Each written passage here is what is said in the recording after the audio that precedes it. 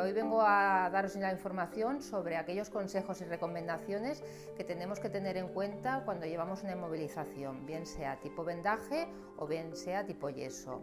También nos podemos encontrar con férulas a nivel de los dedos. En el caso de la extremidad superior podemos encontrarnos un vendaje que vaya desde los nudillos hasta el hombro. Aquí el vendaje va a marcarnos la posición del brazo. No podremos elevarlo de mano a codo, pero sí a la hora de que estemos sentados o tumbados, en esa extremidad pondremos una almohada o un cojín para que quede lo más elevada la mano en relación al codo, a pesar de que ese vendaje te lo limite.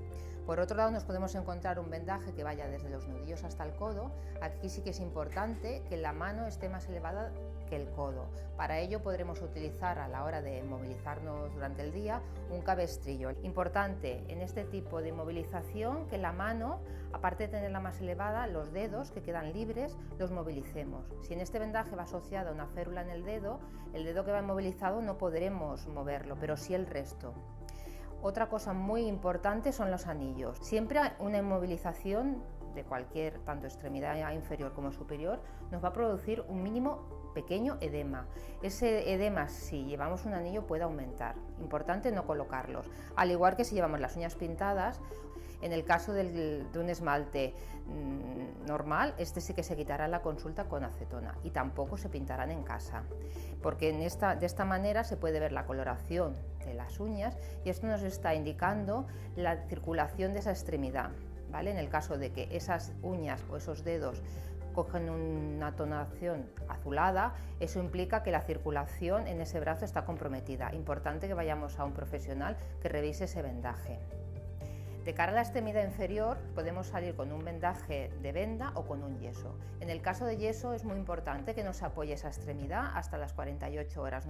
Utilizaremos muletas para evitar apoyar talón y que ese yeso quede frágil y se pueda romper. ¿De acuerdo? También es importante que durante esa inmovilización, si a nosotros nos produce un picor excesivo, es normal que cuando llevemos el vendaje al inicio notemos la incomodidad de que la extremidad está protegida y no respira la piel como si no lo lleváramos. No introduzcamos ningún objeto, sea punzante o no sea punzante, punta roma tampoco, porque nos puede producir lesiones en la piel que no se visualizan y eso puede darnos problemas a la larga. Si un vendaje pica o molesta, acerquémonos a un profesional que valore.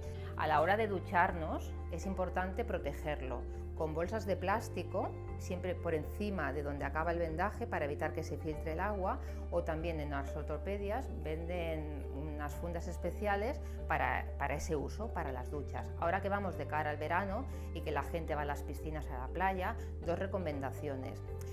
Si utilizamos estas bolsas podemos meternos en la piscina y salirnos o meternos en la playa y salirnos, pero no podemos zambullirnos ni estar sumergida esa extremidad, porque por mucho que esas bolsas te aíslen del agua, no son herméticas y siempre puede filtrarse algo de agua. Al igual que si vamos a la playa, la arena también puede filtrarse. La arena no nos va a estropear el vendaje, pero sí se puede filtrar por zonas de entrada a la piel, provocarnos irritación, provocarnos heridas también.